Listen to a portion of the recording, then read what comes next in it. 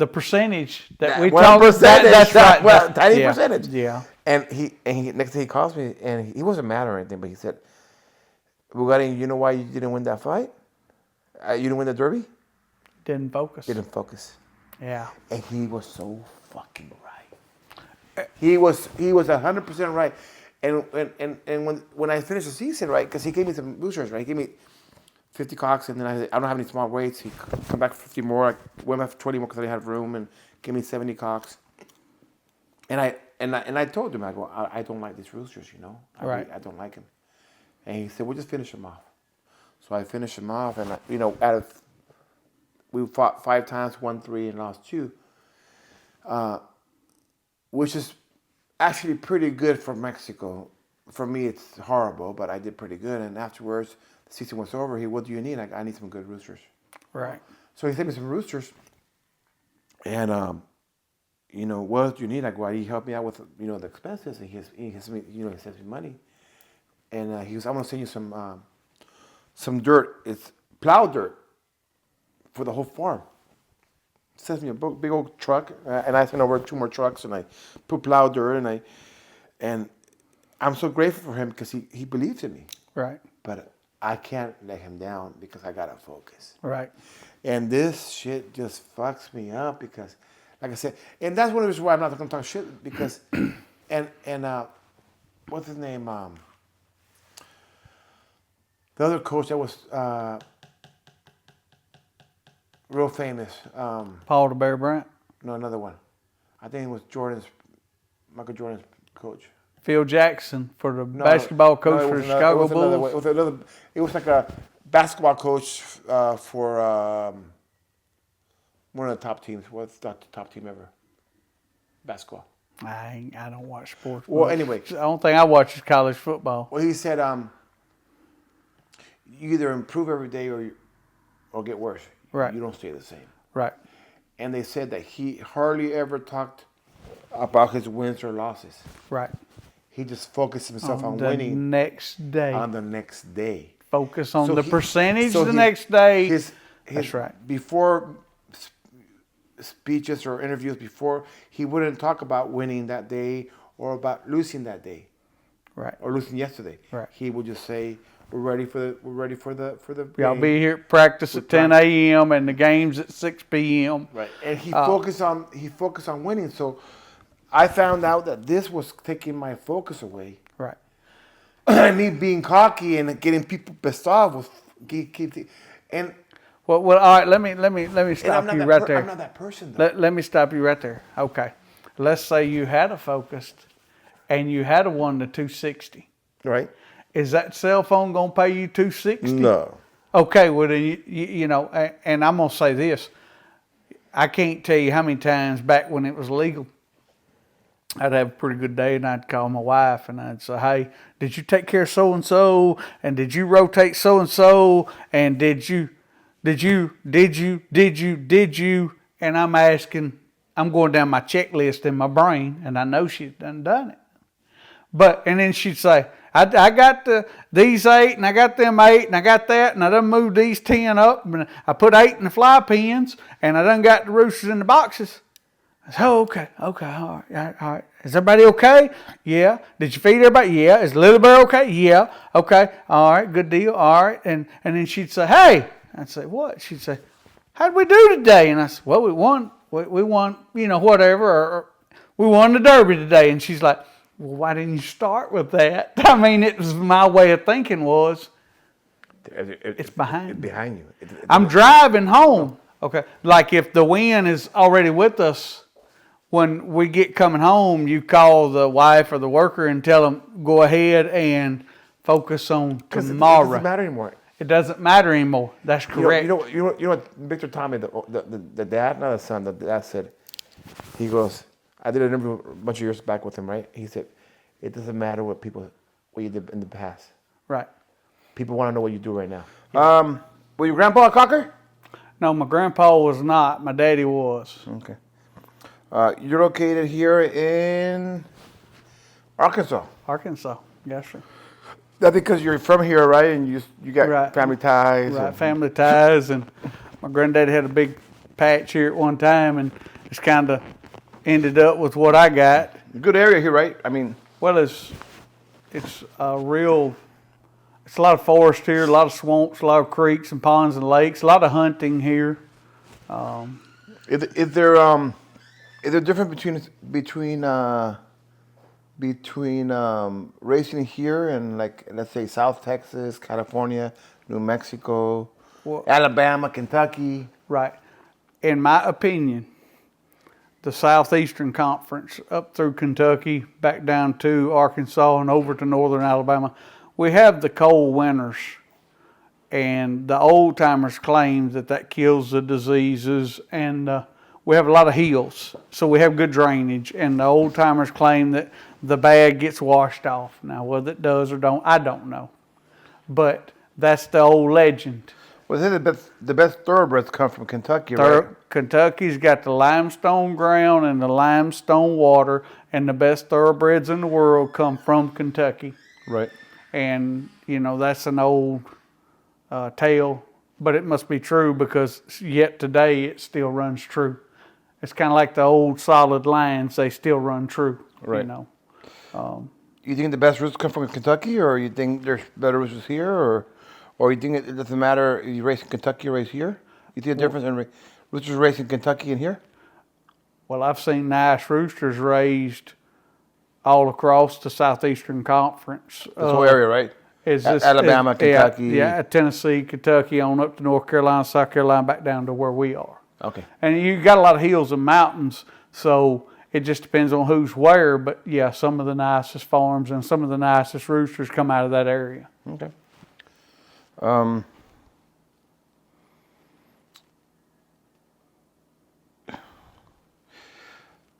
What has it taken to reach to where you're at right now in your life? I mean, work wise, and I know it's work, and it's work time and dedication and sacrifice too, right? Right, a lot of work, a lot of sacrifice.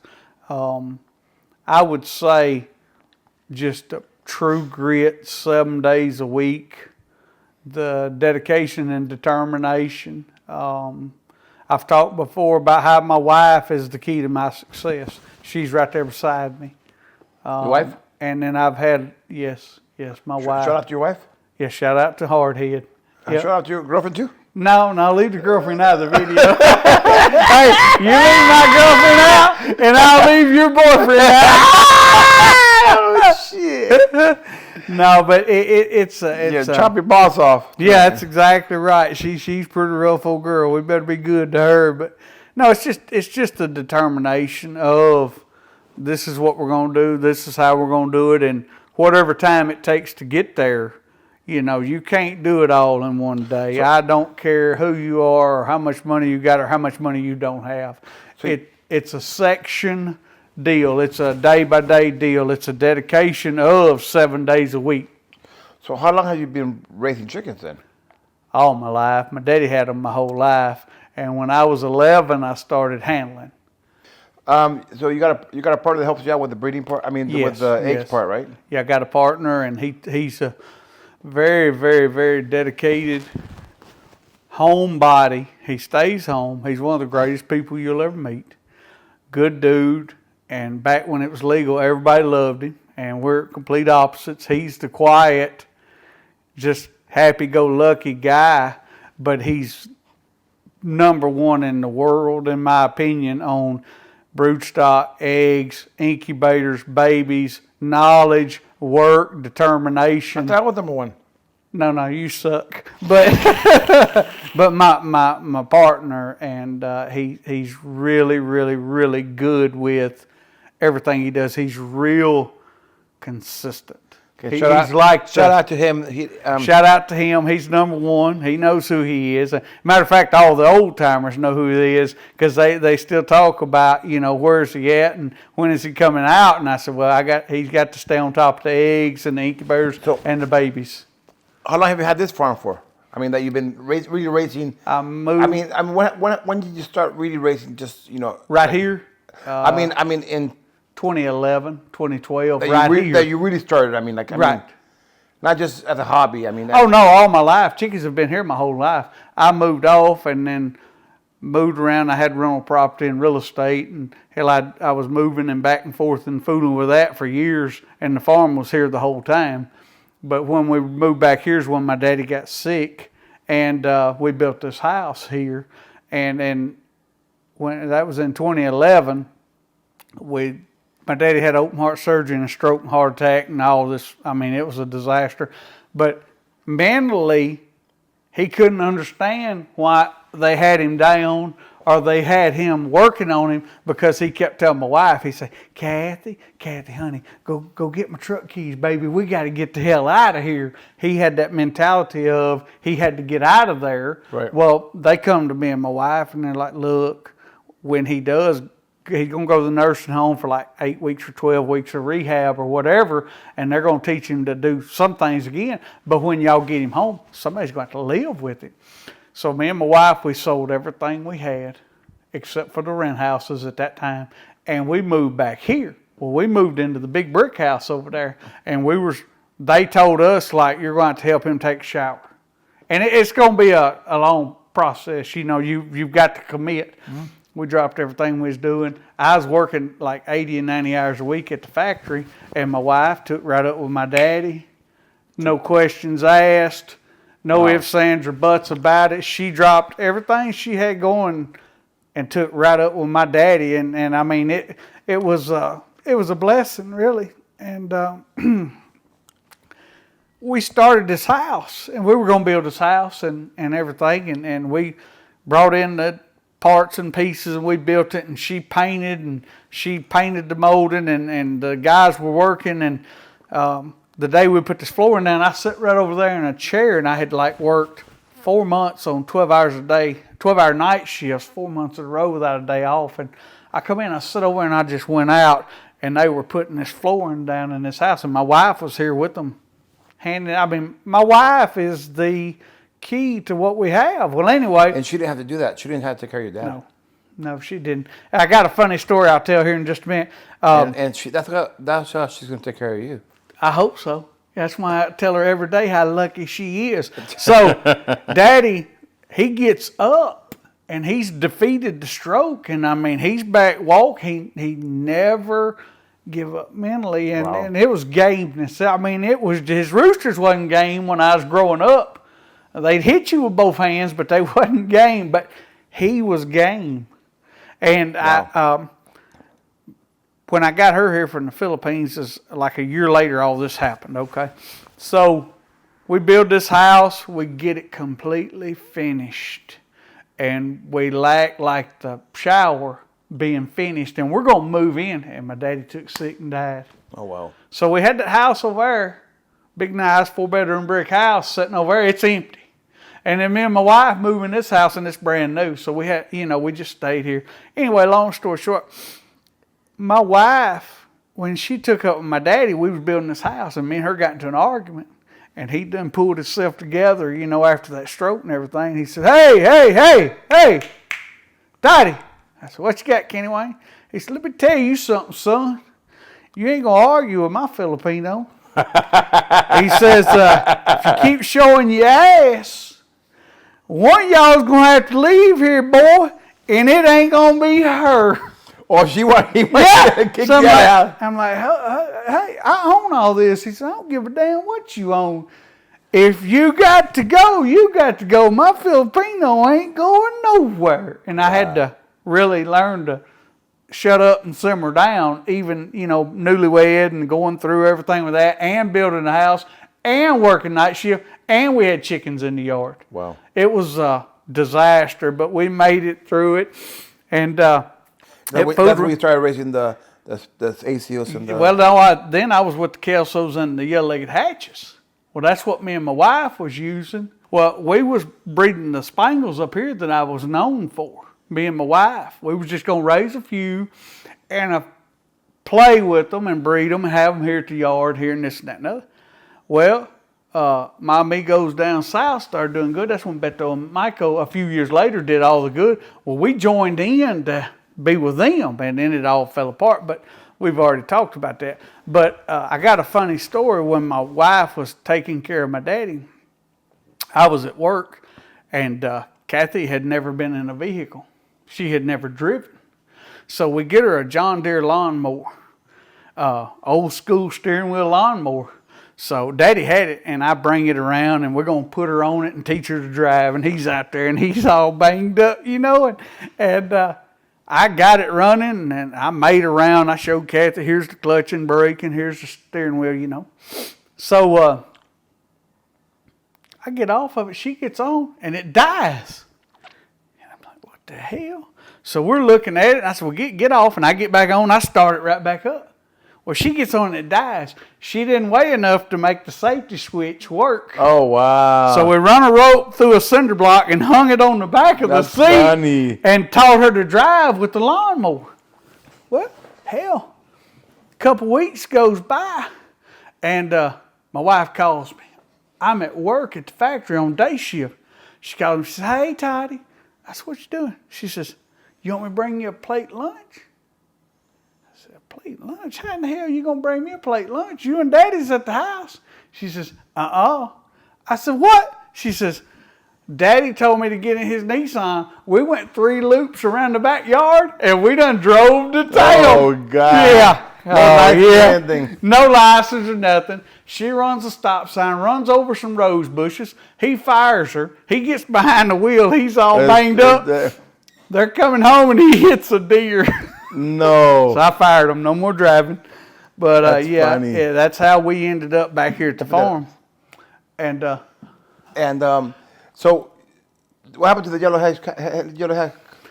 They did the same thing. We kept inbreeding them and inbreeding them, and they got wider and shorter. The problem there, you didn't have enough to start with, or what? That's right. We didn't have enough to start with. When we got them, we had a pair.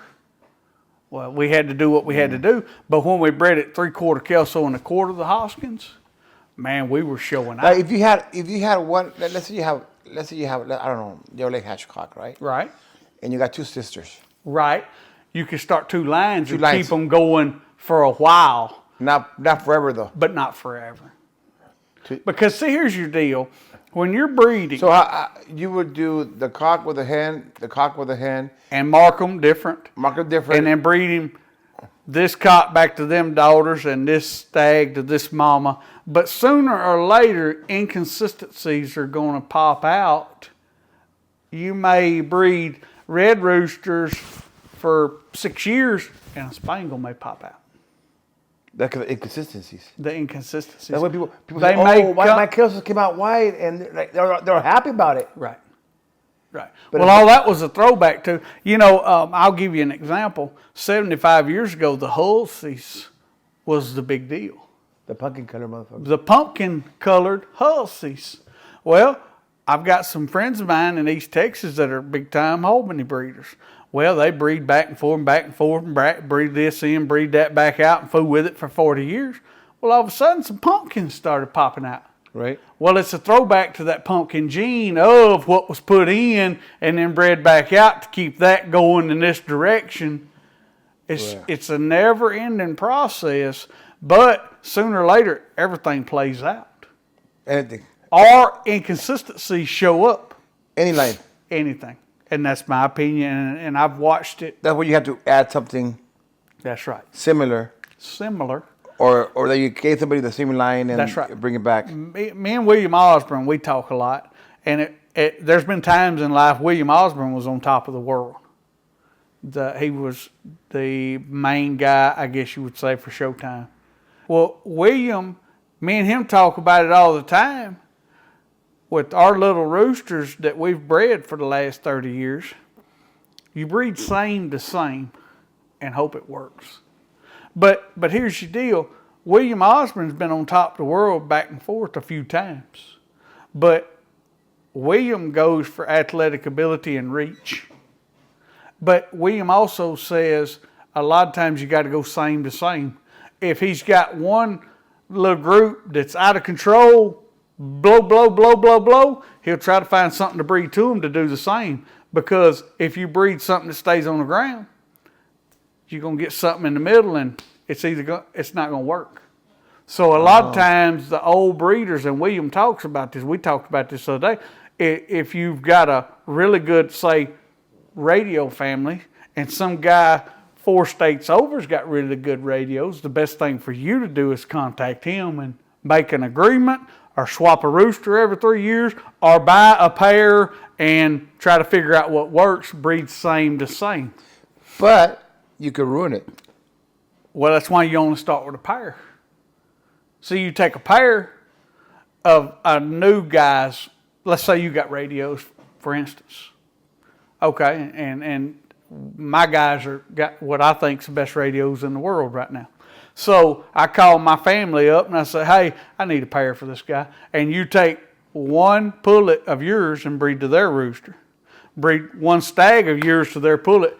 Well, you got to toe mark them different, and you got to keep up with them for 2 years or 3 years. Right. If it works, only keep 4 pullets each year.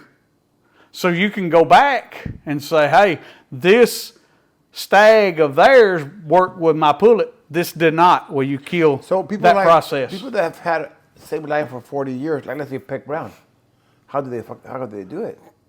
Significantly master breeder. Or he had 2 good lines and he crossed them and it worked. Well, the Gilmores, and then he stepped it back out. Yeah, the Gilmores have some yellow hatch in them. That's right. And the yellow hatch has some Gilmore in it. Because when he bred them, they were the same chicken. They were just different genetic colors or different genetic leg colors. But at the end, they were the same. If every one of them went that high, all the yellow leg hatches went that high, all the Gilmores went that high. Right. If they all went 12 rounds, both families went 12 rounds. Well, he put them together and it worked, but he stepped it back out and took them away from each other to make it work. Right. You've got to know what you're doing. It's like this. You know, there was a while there, everybody was sweater radio crazy. Yeah. Well, they both, but they were the same. And when it worked, it was magnificent. Kelso sweater. When that was a huge craze. Yellow hatch sweater. For several years. Hatch Kelsos for 4 Hatch years. Kelsos. Well, they took the hatch that went right here and the Kelso that went right there, and it was similar. Hatch roundhead. Same thing. Because your hatch, let's say they all go this high, and your roundheads is from here to there with the little scents. You try to put that Pyre Wavos cock on that athletic mama with perfect conformation, and you try to make something. What happens if you do the other way around? If you do the ability on the rooster, the rooster's ability and the mama's if the cock was a producer and like right now, I think the hatch that I'm fooling with and the gray I'm fooling with has the ability, because in Mexico they could win. In the Mexican style, they could win. Okay. I've watched them win. So, yeah, I could try it, but if I was to try it, I would take a roundhead cock and 2 hatch pullets and try to raise a dozen of this and a dozen of that and try that dozen. I wouldn't go out there and try to mass produce 87 hens and 9 roundhead cocks. Right. I'm an experimental guy, and when I do an experiment, I'm pretty hard on that experiment. I may be even harder on that experiment than what I'm already been successful with. And you have done great in the past, and you've all fucked up already. Also. Right. I've been on both sides of the world. On both sides of the board. Yeah. Yeah, but I mean, like I said, the reason I'm here with you right now is because you took it to 408 roosters. Loss. And you could have sold them to some Mexican in Mexico, or sold them to 100 Mexicans, 4 roosters each, or whatever, and say, you know what, you guys fucked them up and blah blah. But you knew. That's right. They were no good no more. You knew that. That's right. And you did the right thing. And I'm gonna tell you this. That's what I say, guys. Look for somebody honest. That will try. That's right. Honest. I should have said this, but you can probably get a better rooster from small breeders. If you're wanting to be competitive, in my opinion, you need to do 2 things. You need to throw that cell phone down, and you need to go watch in Mexico. And people give me hell for this too. there's teams down there, right? That breed and breed and breed. Right. And never fucking fight. And sell 2, 3, 4, 5, 6, 8,000 roosters. Right. And they never fight. And when they do fight, they either fight in real low competition. Okay. And when they do fight in low competition, they don't fucking win. Right. So why would people buy from people who don't fight? And when they do fight, they fight in low competition. And when they do fight in low competition, they lose. Right. You know, it's life is a double-edged sword. Right. And sometimes you got to, by God, run out there and make your mind up. Today's the day. I'm either going to go up, Yeah. I'm going to stay where I'm at, or I'm going to get out. And you know, don't get me wrong. I know some of the best breeders and feeders in the world. When me and my wife had our big run, I think we had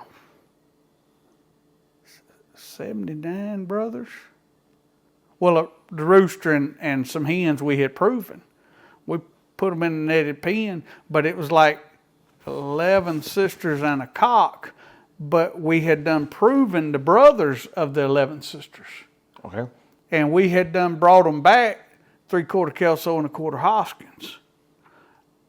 And I think it was 79 of them. But anyway, whatever the number was, we went through them and we dominated.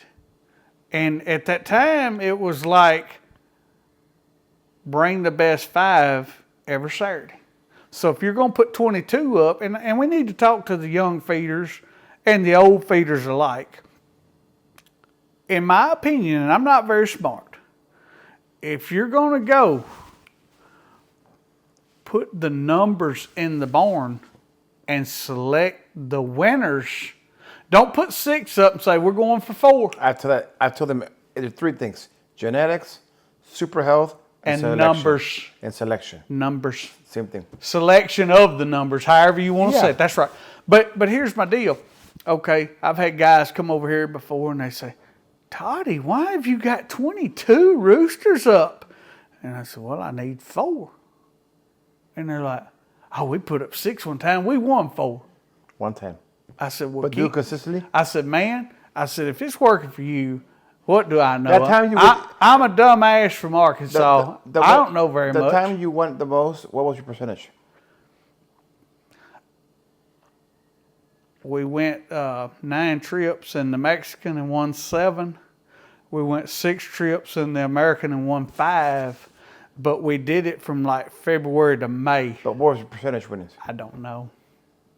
Because there was one time we split and we lose and a buddy of ours win. Hey, I mean, tell them about when you used to go to the when it was legal, right? right.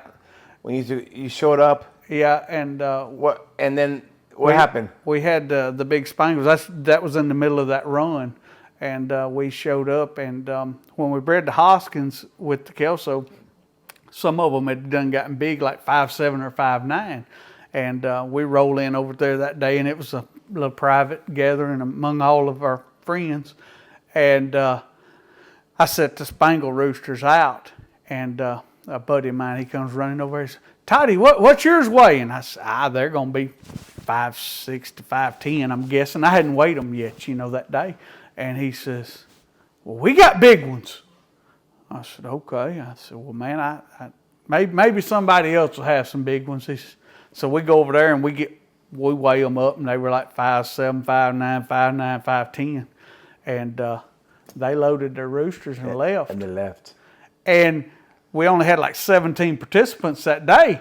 So the guy comes around there and he's like, our biggest rooster is like a 5'8" and a 5'5", and after that it's 5'3" and down.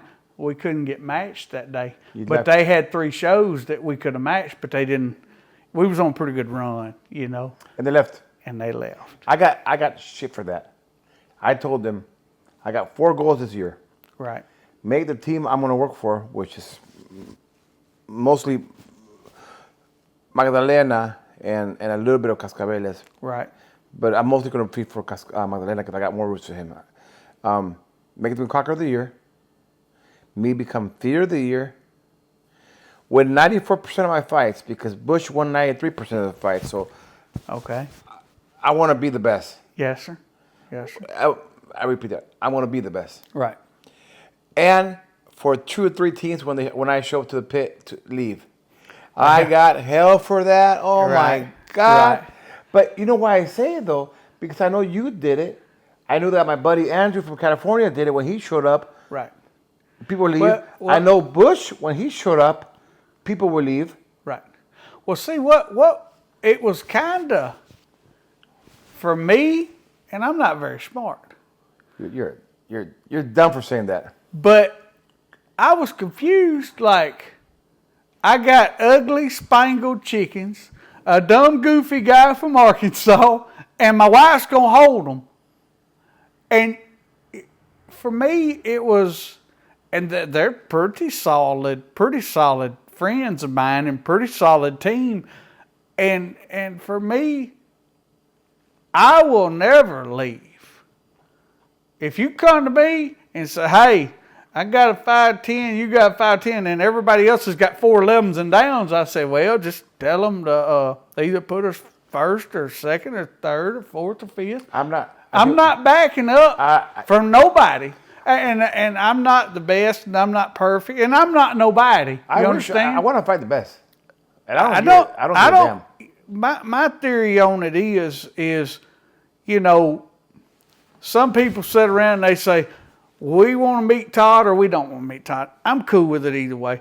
As long as they bring that rooster to the scale and he's legal, his tools are legal, and it ain't no hard feelings or no trouble or no drama, and the referee's straight up, I'm cool with any Philippine, Mexico, Italy, Whatever. this living room, whatever, as long as it's evenly straight up. Right.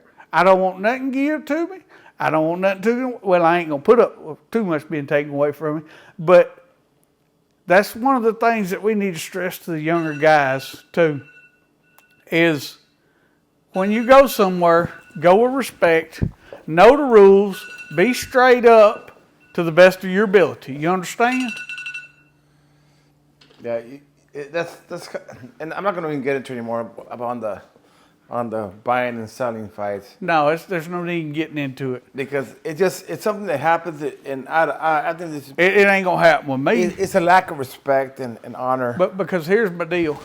But I'm not going to get into You it know, much. and I'm going to say this, and I've said it my whole life. You know, we get to joking around at work, or me or you, or whatever. If you're going to steal or do anything corrupt or anything crooked, make it $2 million. Don't make it $6. Don't make it $1,200. Don't make it $2,400. If you're going to do it, make $2 million. Same thing. But what I'm saying is for $2 million, you could go to the other side of the world and live the rest of your life. Okay. I've seen people do crooked stuff for $12. Okay. If you cheat on your wife with a fine ass model, 18-year-old, or 300 pound, 300 pound, 50-year-old girl, it's the same goddamn thing. That's right. Cheating is cheating. So go ahead and do the 18-year-old. That's right. Stealing is stealing. Lying is lying. That's right. The good thing, I've never had people lie or steal for me and or fuck me over or that. I've been blessed. I've been blessed. I've only hung with good, honest people that have never done it to me. I've been so blessed, Jesus. You have blessed me. You know, over here around where I work, and a lot of my chicken buddies, it's an inside joke. We always say, poor old Toddy, poor old Toddy. So now I'm gonna translate that over. I'm gonna loan it to you. Poor old Victor. Poor old Saint Bouguerie. Hey, I want to finish it now. We gotta go to dinner. Advice for our cocker friends in Mexico. Health, cutting ability, solid chickens. And my question I always ask everybody: what's more important for you, cut or gameness? in today's society, with a little bit of money, a little bit of knowledge, a little bit of homework, you don't have to give up either one. There's good chickens out there. Okay. You just have to go get the good chickens, and they're out there. Yeah, don't get me wrong. Some guys are after a fast dollar. Some guys get a little bit of money and won't go play big shot. Right. You got to decide in this game if you're going to do this. First of all, the initial investment doesn't matter. If you go to a poor boy's yard and buy some decent chickens for $100, or if you go to a big shot's house for $7,000 and buy something, it doesn't matter, because the next 3 years you got to work 7 days a week. You got to go to the feed store every week. You got to drag that water hose every week. Right. You got to get on the lawnmower every week.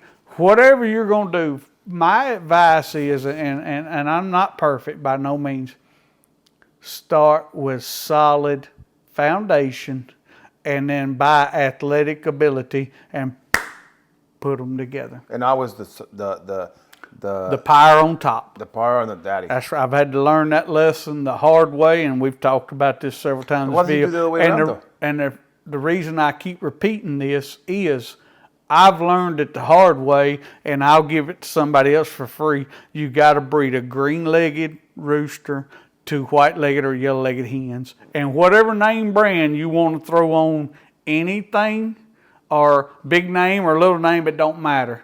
You got to breed good to good. And what about straight cone to peacock? Some people say that's good or not. It doesn't matter. I don't think it matters, because here's my deal. A lot of straight cone have peacock blood in them, and a lot of peacock blood have straight cone blood. Well, in today's society, everything's crossed. Right. Except for Jesus. Jesus has got pure chickens. And St. Boo Green, St. Boo Green may have pure chickens. But everybody else in the world that walks on 2 feet has got cross chickens. So I'm a perfect example right now with our hatch radios. We get a few that come peacock. Oh, wow. And they're gorgeous. They're really nice specimens.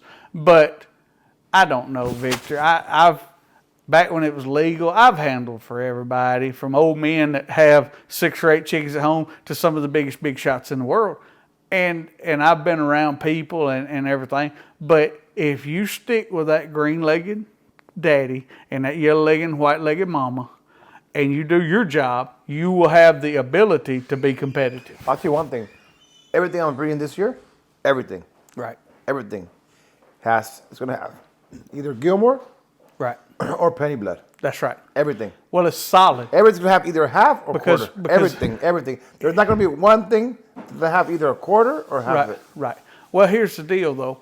You'll have the opportunity to win if you're solid, healthy. Oh, wait. I repeat that. I made a mistake. Either Gilmore, penny, or yellow leg. Right. Because on Peck's blood, the power and the huevos come from the yellow leg. Right. Well, not from the that's exactly Gilmore. Right. Well, then you need to set that as your standard of, here's what I'm going to start with. Either the daddy or the granddaddy has got to be a power, green leg, or yellow leg hatch. Whatever your decision is, you understand? You've got to start with the healthy, strong specimen that's game. And then you pick that athletic side that's got that cut. And then you make your crosses to where you think you need to be personally. And I'd tell that to anybody starting, or anybody old, or anybody young. It don't matter. Okay. You got to stick with solid, because the fads come and go. And I've learned the lesson the hard way. 3 years for the gallo, gallinas, hennies. Yeah. And I hope I'm gonna get in trouble for this. No, I shouldn't say it. I'm not gonna say it. But like I said, whatever you got, and the reason why I think it's gonna fade out, because it's not that foundation foul. That's right. The foundations in our lifetime are still the foundations when we're old and fat and gray-headed. But if somebody has hennies or toppies or blues or bulicos or polacos or whatever they have, call Victor. He needs some. No. Call me. I need some. But try to make it the best you can. Right. If that's what you love, dedication, 7 days a week, make them the best hennies. If you got blues, make them the best blues. If that's what you're setting your heart and mind and soul into, do it 100%. Right. And prove me wrong, prove Victor wrong, and prove history wrong. Okay. And try to have your 3-year run, and when you have it, have the best 3 years of your life. And if you have a 30-year run, call me and tell me about it, and I'll cheer you on. And give me something. And I'll keep with what I got. That's my opinion. So you're not going back to inicios? I'm not. I never will. Never will. Never. I know the old people never say never, but with what I've got right now, that's what I'm gonna ride until something comes up that's 3 times better. I'm set where I am to the day I die, unless something goes inconsistent or bad, and then I'll make the changes. Okay. Guys, thank you very much. Comment and please share. Comenten y comparten. Dios me lo bendiga a todos. God bless to everybody. Yep. God bless everybody. And if I've hurt anybody's feelings today, well, I didn't hurt nobody's feelings because I'm a precious little angel. You're the one that's no good.